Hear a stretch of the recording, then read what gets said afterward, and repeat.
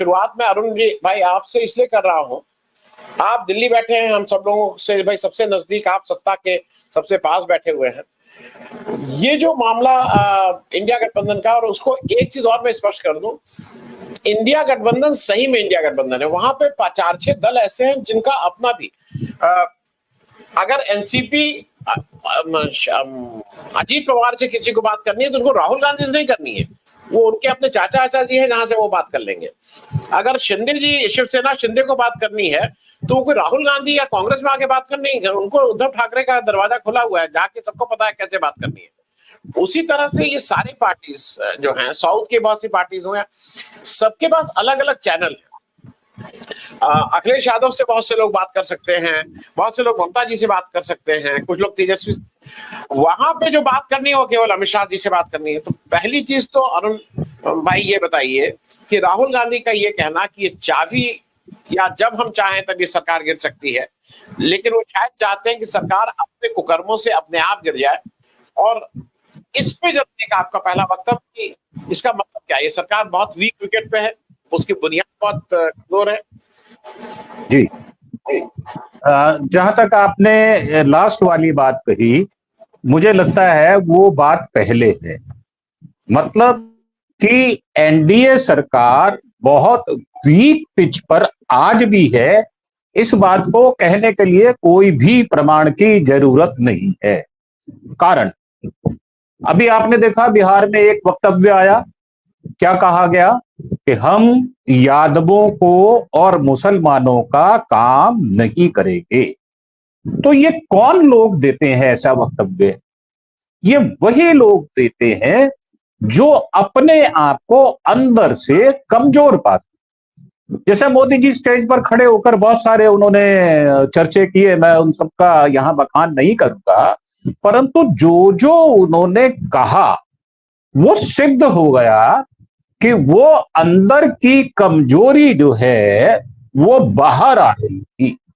अर्थात उनको पता था महिलाएं मुझे वोट नहीं देंगी, इसलिए चर्चा छेड़ा मंगलसूत्र का। उनको पता था कि ग्रामीण मुझे वोट नहीं देंगे, इसलिए भैंस का चर्चा छेड़ा। उनको पता था कि मैं अयोध्या हार जाऊंगा, इसीलिए वक्तव्य दिया गया कि मैं 10 लाख से जीतूंगा। और अमित शाह ने तो कहा मुझे कम से कम 10 लाख से जीतना है। इनकी भाषा ये इनकी कमजोरी है, मैं ऐसा मानकर चलता हूं। शालीन व्यक्ति या जो अपने आप को अंदर से मजबूत महसूस करता है, वो कभी भी व्यक्ति कमजोरी या हल्की बात नहीं करता। जैसे कि मैं राहुल जी के बारे में कह सकता हूं कि वो कभी भी जिंदगी में, मैं इस बात का ठेका नहीं ले रहा, मैं दावा नहीं कर रहा, परंतु जितना मैंने उनकी पर्सनैलिटी को बांचा है, वो कभी भी जोड़ तोड़ करके बीजेपी की या एनडीए की सरकार को नहीं गिराएंगे। वो अपने व्यक्तित्व में वो विकृति नहीं लेकर आएंगे जो एनडीए के पास है। एनडीए की विकृति उनकी धरोहर है, और राहुल जी की जो धरोहर है वो है ईमानदारी, लोगों की भलाई, लोगों से प्रेम करना। मैं आपको अगर ये आनंद भाई ऑफर करता हूं कि आनंद भाई मुझे आपको गले मिलकर बड़ी शक्ति मिलती है, तो कोई ना कोई तो बात रही होगी ना आप में कि मैंने वो जो अच्छाई देखी, मैं चाहता हूं कि वो फिजिकली, मतलब हमारे यहां तो हम तो पंजाबी लोग हैं, हम तो गले अगर नहीं मिले तो हमको लगता है ये हमारे घर ही नहीं आया आदमी। तो जो व्यक्तित्व अंदर से कमजोर होता है वो हमेशा कमजोरी वाली बातें भी करता है, और हल्की फुल्की ऐसी बातें करता है जिसको हमारी सामाजिक मान्यताएं, सांस्कृतिक मान्यताएं उसको अप्रूव नहीं करती।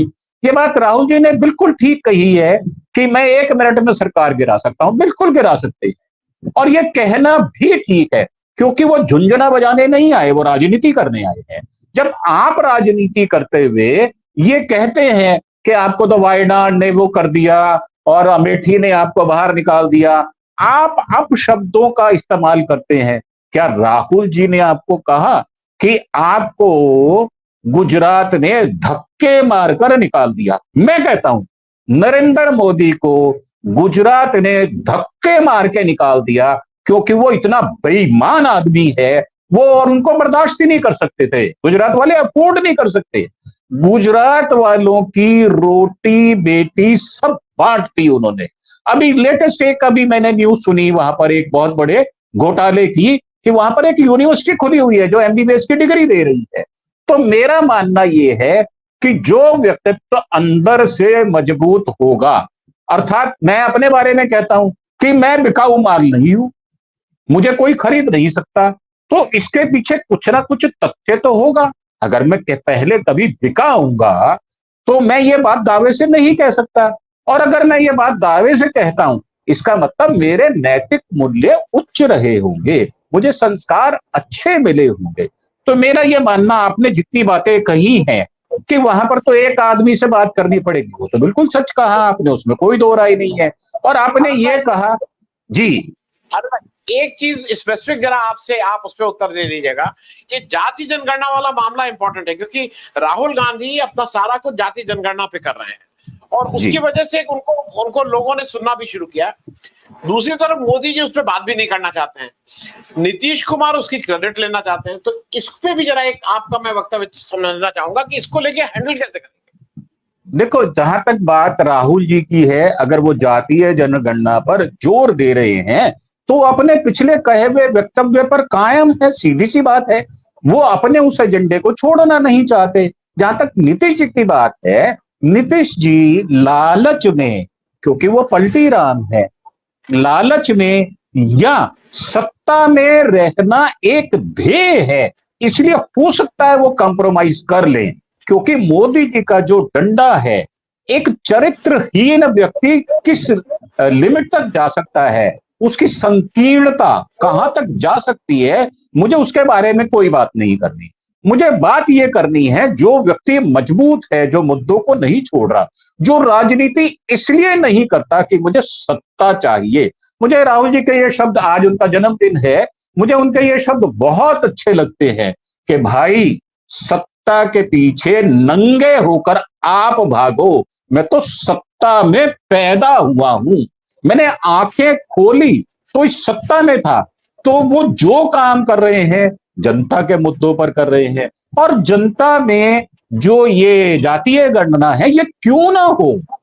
मैं तो ब्राह्मण हूं, उसके बावजूद भी मैं कहता हूं कि होनी चाहिए। उसका कारण है, मुझे पता होना चाहिए कि इस देश में मेरी जाति की भागीदारी क्या है, मुझे जो मिल रहा है वो जरूरत से ज्यादा है या कम है। अगर जरूरत से ज्यादा है तो मुझे स्वेच्छा से छोड़ देना चाहिए। और मेरे कोई भाई जो कमजोर है, चाहे वो जाति से हो, चाहे आर्थिक विपन्नता हो, अगर उससे कमजोर है तो उसको क्यों ना दिया जाए।